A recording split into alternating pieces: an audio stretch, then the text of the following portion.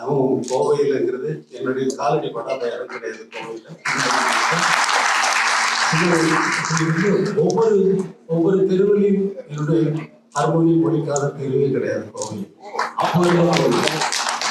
நீங்க பார்க்கிற கோவை வேறு, நான் அலைந்த என்னுடைய காலடிப்பட்ட கோவை, அந்த காலடி மண்ணை மாற்ற முடியாது.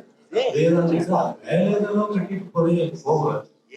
அது பற்றி காலையில் இந்த கோவைக்கும் நான் வைத்திருக்கிற ஹார்மோனியம் இந்த கோவையில் செய்த ஹார்மோனியம் தான்.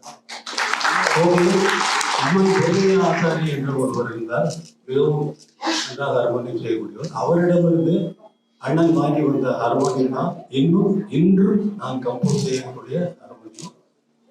அந்த வகையில் கோவைக்கும் எனக்கும் நெருங்கிய தொடர்பு என்று சொல்லக்கூடாது.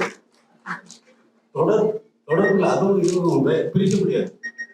ரெண்டுன்னு சொன்னாதான் பிரியும். ஒன்றுதான், நீயும் நானும் ஒன்றுதான், எங்கே பிரிவது, நானே பாடிக்கிறேன். நன்றி.